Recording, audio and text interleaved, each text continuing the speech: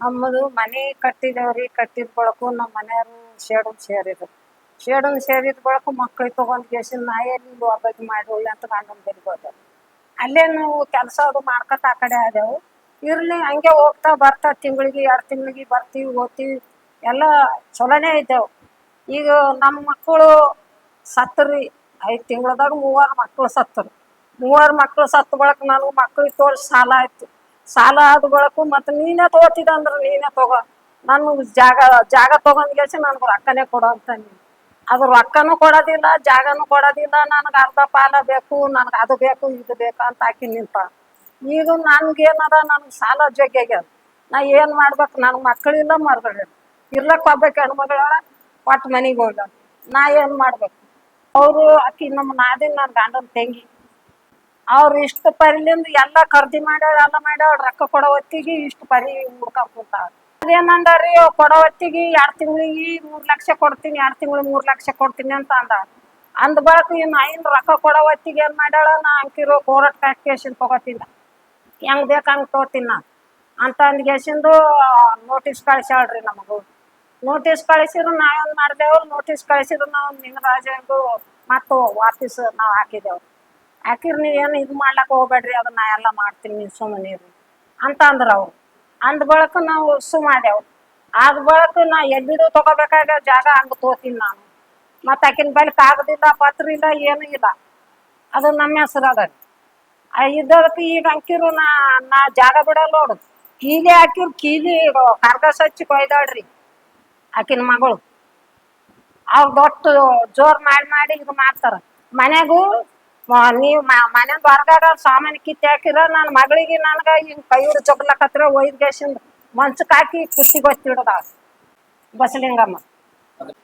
ಪತ್ರಿಕಾ ಮಾಧ್ಯಮದವರ ಗಮನಕ್ಕೆ ತರಬಯಸುವುದೇನೆಂದರೆ, ಇತ್ತೀಚಿನ ಕಲಬುರಗಿ ನಗರದ ತಾರ್ಪೈಲ್ ಬಡಾವಣೆಯಲ್ಲಿ ಒಂದು ಮನೆಗೆ ಸಂಬಂಧಿಸಿದಂತೆ ಬಡಾವಣೆಯ ಮುಖಂಡರಾದ ಆತ್ಮೀಯ ಅಣ್ಣನವರಾದ ಲಿಂಗರಾಜ್ ತಾರ್ಪೈಲ್ ಅಣ್ಣನವರು ಹಾಗೂ ಬಡಾವಣೆಯ ಇನ್ನಿತರ ಮುಖಂಡರು ಕೂಡ ಹಾಗೂ ಸೇಡಂದಲ್ಲಿರ್ತಕ್ಕಂಥ ಸಮಾಜದ ಮುಖಂಡರನ್ನು ಎಲ್ಲರೂ ಕೂಡಿ ಈ ಒಂದು ಮುಖಂಡರ ನೇತೃತ್ವದಲ್ಲಿ ರಾಜ್ಯ ಸಂಧಾನ ಮುಗಿದಿತ್ತು. ಇದರ ಹಿನ್ನೆಲೆ ಅವ್ವಮ್ಮ ಗಂಡ ಭೀಮಶಪ್ಪ ಎನ್ನುವ ಈ ಮಹಿಳೆ ಅಜ್ಜಿಯು ತನ್ನ 4 ಮಕ್ಕಳ ಹಾಗೂ ಗಂಡನ ಜೊತೆಯಲ್ಲಿ ಸೇರಿಕೊಂಡು ತಾರ್ಫೆಲ್ ಬಡಾವಣೆಯಲ್ಲಿ ವಾಸವಾಗಿದ್ದರು. ಸಂಸಾರ ಮಾಡಿಕೊಂಡು ಜೀವನ ಸಾಗಿಸುತ್ತಿದ್ದರು. ತನ್ನ ಗಂಡನು ಸೇಡಂ ತಾಲೂಕಿನಲ್ಲಿ ಸೆಂಟ್ರಿಂಗ್ ಕೆಲಸ ಮಾಡುತ್ತಿರುವುದರಿಂದ ತನ್ನ ಗಂಡನಿಗೆ ಅಲ್ಲಿಂದ ಬರುವುದಕ್ಕೆ ಹೋಗೋದಕ್ಕೆ ತೊಂದರೆ ಆಗುತ್ತಿದ್ದು ಎಂದು ಸೇಡಂ ತಾಲೂಕಿಗೆ ಹೋಗಿ ತನ್ನ ಮಕ್ಕಳೊಂದಿಗೆ ಬಾಡಿಗೆ ಮನೆಯಲ್ಲಿ ಜೀವನ ಸಾಗಿಸಿ ತೊಡಗಿದಳು. ತನ್ನ ಗಂಡನ ತಂಗಿಯವರಾದ ಬಸಲಿಂಗಮ್ಮ ಎಂಬ ಮಹಿಳೆ ಸುಮಾರು ವರ್ಷಗಳಿಂದ ಬಾಂಬೆ ಮಹಾರಾಷ್ಟ್ರಕ್ಕೆ ಮದುವೆ ಮಾಡಿ ಕೊಡಲಾಗಿತ್ತು. ಸುಮಾರು 10-15 ವರ್ಷಗಳ ಹಿಂದೆ ತನ್ನ ಗಂಡನನ್ನು ಬಿಟ್ಟು ಕಲಬುರಗಿಗೆ ಬಂದ ಈ ಮಹಿಳೆಯನ್ನು ತನ್ನ ಅಣ್ಣನ ಮನೆ ಖಾಲಿ ಇರುವುದನ್ನು ಗಮನಿಸಿ, ನಾನು ತಮಗೆ ತಿಂಗಳು ಬಾಡಿಗೆ ಮನೆಗೆ ಕೊಟ್ಟು ಇದೇ ಮನೆಗೆ ಇರುತ್ತೇನೆ ಎಂದು ಅವ್ವಮ್ಮ ಅವರಿಗೆ ಕೇಳಿಕೊಂಡಿದ್ದು ನಿಜ ಇರುತ್ತದೆ.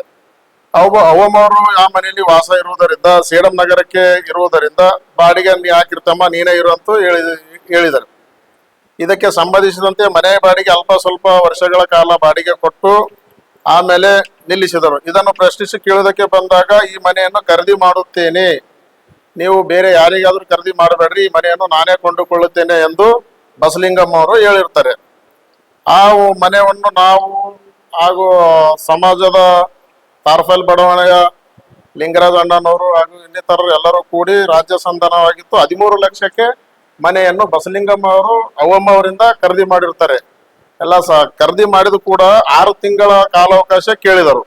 ಈ ಕಾಲಾವಕಾಶ ಒಪ್ಪಿಗೆ ಸೂಚಿಸಿದ ನಂತರ 6 ತಿಂಗಳ ನಂತರ ಹಣ ಕೇಳೋದಕ್ಕೆ ಹೋದಾಗ, ನಾನು ನ್ಯಾಯಾಲಯಕ್ಕೆ ಹೋಗಿ ತಮಗೆ ದುಡ್ಡು ಕೊಡುವುದಿಲ್ಲ ಎಂದು ಈ ಅವ್ವಮ್ಮರಿಗೆ ಹಾಗೂ ಬಡಾವಣೆಯ ಮುಖಂಡರಾಗಿರ್ತಕ್ಕಂಥ ತಾರ್ಫೆಲ್ ಅಣ್ಣನವರಿಗೆ ಹೇಳಿರುತ್ತಾರೆ. ಈ ವಿಷಯಕ್ಕೆ ಮಾತಿಗೆ ಮಾತು ಬೆಳೆದು ಕೊನೆಗೆ ಅವ್ವಮ್ಮ ತನ್ನ ಮನೆಗೆ ಬೀಗ ಹಾಕಿದಳು. ಆ ಬೀಗವನ್ನು ಒಡೆದು ಆ ಮನೆಗೆ ಒಳಗೆ ಅಕ್ರಮವಾಗಿ ಹೋಗಿದ್ದು ದಾಖಲೆ ಸಮೇತ ವಿಡಿಯೋ ತುಣುಕುಗಳು ಇವೆ.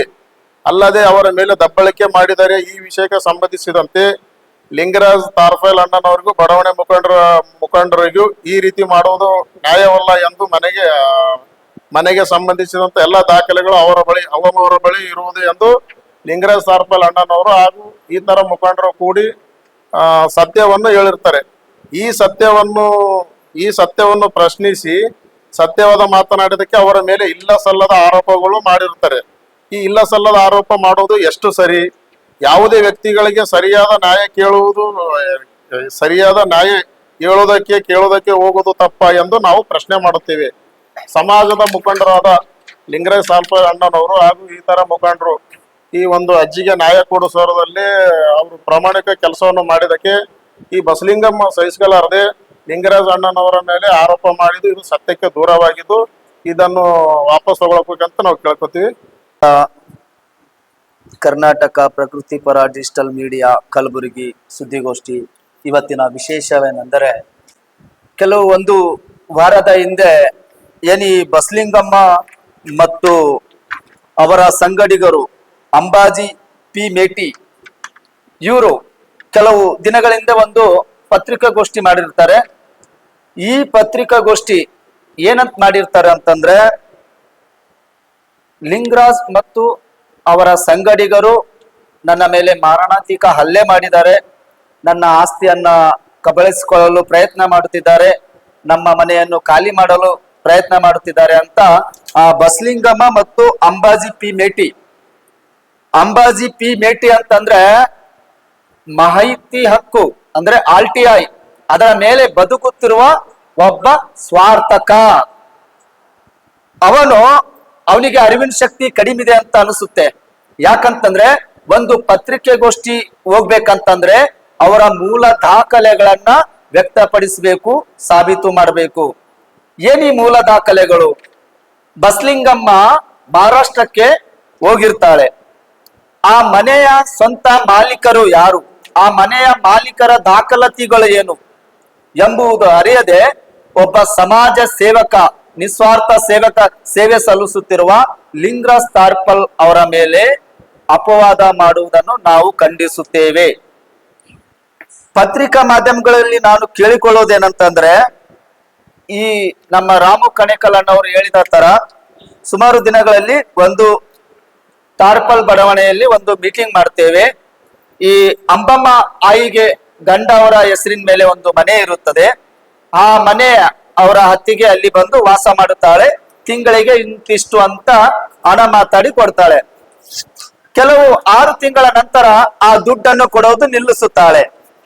ಅದನ್ನ ನಾವೆಲ್ಲ ಸಮಾಜದ ಯುವಕರು ಮತ್ತು ಹಿರಿಯರು ಹೋಗಿ ಅಲ್ಲಿ ತಾರ್ಪಲ್ ಬಡಾವಣೆಯಲ್ಲಿ ಒಂದು ಸಣ್ಣ ಪಂಚಾಯಿತಿ ಮಾಡಿ, ಆ ಪಂಚಾಯಿತಿಯಲ್ಲಿ ಈ ಬಸಲಿಂಗಮ್ಮ ಮತ್ತು ಆಕೆಯ ಮಗಳು ಸ್ವಯಂ ಪ್ರೇರಿತವಾಗಿ ಒಪ್ಪುತ್ತಾರೆ.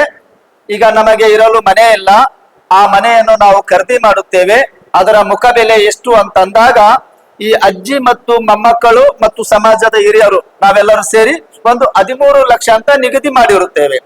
ಆ 13 ಲಕ್ಷಕ್ಕೆ ಸುಮಾರು 6 ತಿಂಗಳು ಕಾಲಾದಿ ಅವಧಿಗಳು ಯಾರು ತಗೋತಾರೆ ಅಂದ್ರೆ ಈ ಬಸಲಿಂಗಮ್ಮ ತಗೋತಾಳೆ. 6 ತಿಂಗಳಲ್ಲಿ ದುಡ್ಡು ಕೊಡೋದು ಬರುತ್ತೆ ಅಂತ ಅಂದಾಗ ಮತ್ತೆ ಏನು ಹೊಸ ಡ್ರಾಮಾ ಮಾಡ್ತಾಳೆ ಅಂತಂದ್ರೆ, ನಾನು ದುಡ್ಡು ಕೊಡಲ್ಲ, ನಾನು ನ್ಯಾಯಾಲಯಕ್ಕೆ ಹೋಗ್ತೀನಿ. ನ್ಯಾಯಾಲಯಕ್ಕೆ ಹೋಗುವಾಗ ನಾವು ಅಲ್ಲಿ ಕೀಲಿ ಹಾಯ್ಕೊಂಡು ಬಂದಿರ್ತೀವಿ. ಈ ಅಜ್ಜಿ ಮನೆಗೆ ನಾವು ಕೀಲಿ ಹಾಯ್ಕೊಂಡು ಬಂದಿರ್ತೀವಿ. ಆ ಕೀಲಿಯನ್ನು ಇವರು ದಬ್ಬಳಿಕೆಯಿಂದ ಆ ಕೀಲಿ ಒಡೆದಾಕ್ತಾರೆ. ಒಡೆದು ಹಾಕುವಾಗ ಮಾತಿನ ಚಕಮಕಿಯಲ್ಲಿ ಸಣ್ಣ ಪುಟ್ಟ ಏನು ಜಗಳ ಆಗುತ್ತದೆ. ಆ ಜಗಳದಲ್ಲಿ ಲಿಂಗರಾಜ್ ತಾರ್ಪಲ್ ಅವರ ಹೆಸರು ಪ್ರಸ್ತಾವನೆ ಮಾಡ್ತಾರೆ.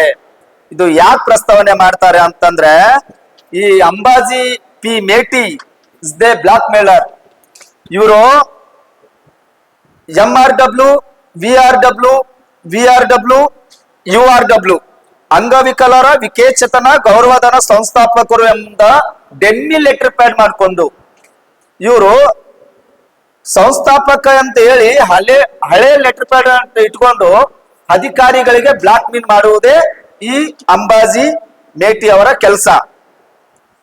ಮತ್ತೆ ಈ ವ್ಯಕ್ತಿ ಅಂಗವಿಕಲತೆ ಇಲಾಖೆಯ ಬೆಂಗಳೂರಿನಲ್ಲಿ ತಾವು ಸಂಘ ಸಂಸ್ಥೆಗಳ ಮೇಲೆ, ಅಧಿಕಾರಿಗಳ ಮೇಲೆ ಇಲ್ಲದ ಸಲ್ಲದ ಆರೋಪ ಮಾಡಿದ್ದಾರೆ. ಕಾನೂನು ಪ್ರಸ್ತಾರ ಸೂಕ್ತ ಕ್ರಮ ಕೈಗೊಳ್ಳಲು ಇವರಿಗೆ ನೋಟಿಸ್ ಕೂಡ ಕೊಟ್ಟಿರ್ತಾರೆ. ಈ ಅಂಬಾಜಿ ಪಿ ಮೇಟಿ ಅವರಿಗೆ ತನ್ನದೇ ಆದ ವಿಕಲಚೇತನದಿಂದ ಒಂದು ನೋಟಿಸ್ ಜಾರಿ ಆಗುತ್ತೆ. ಏನಂತಂದ್ರೆ, ನೀವು ಇಲ್ಲದ ಸಲ್ಲದ ಸುಳ್ಳು ಆರೋಪ ಮಾಡ್ತೀರಾ, ಅಧಿಕಾರಿಗಳಿಗೆ ನೀವು ಮಾನಸಿಕ ಕಿರುಕುಳ ಕೊಡ್ತೀರಾ ಅಂತಂದು ಇವ್ರ ಮೇಲೆ ಆಲ್ರೆಡಿ ಒಂದು ನೋಟಿಸ್ ಜಾರಿಯಾಗಿದೆ. ಆಮೇಲೆ ಇವರು ರಾಜಿ ಸಂಧಾನ ಮಾಡಿಕೊಳ್ಳದೆ ಅಧಿಕಾರಿಗಳ ಅಂಗವಿಕಲರ ಇಲಾಖೆಗೆ ನುಗ್ಗಿ ಮಾರಣಾಂತಿಕ ಹಲ್ಲೆ ಕೂಡ ಮಾಡಿರ್ತಾರೆ. ಇವು ಅಂಬಾಜಿ ಪಿ ಮೇಟಿ ಅವರು ಯಾರವರಿಗೆ ಒಪ್ಪಲ್ಲ, ಯಾರವರಿಗೆ ದುಡ್ಡು ಕೊಡಲ್ಲ ಅಂತ ಅಂದ್ರೆ ಆ ಅಧಿಕಾರಿಗಳ ಇಲಾಖೆಗೆ ನುಗ್ಗಿ ಅವ್ರ ಮೇಲೆ ಮಾರಣಾಂತಿಕ ಹಲ್ಲೆ ಕೂಡ ಆಗಿರ್ತದೆ.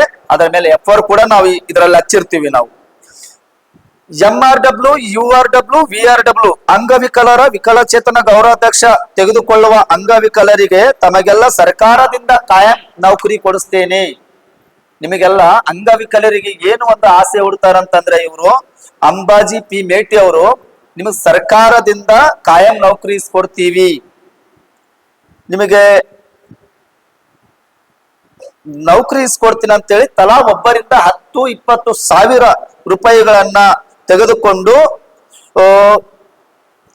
10-20 ಸಾವಿರಗಳನ್ನ ಪಡೆದುಕೊಂಡು ಸುಮಾರು ಸಾವಿರಾರು ಅಂಗವಿಕಲರ ಬಳಿ ಕೋಟಿ ಹಣ ಜಮಾ ಮಾಡಿರುವ ಈ ಹಣ ಎಲ್ಲಿಗೆ ಹೋಯ್ತು ಎಂಬುದು ಅಂಗವಿಕಲರ ಮುಖಾಂತರವೇ ದಾಖಲೆಗಳ ಸಮೇತ ಮುಂದಿನ ದಿನಗಳಲ್ಲಿ ನಿಮ್ಮ ಮುಂದೆ ತರುತ್ತೇನೆ.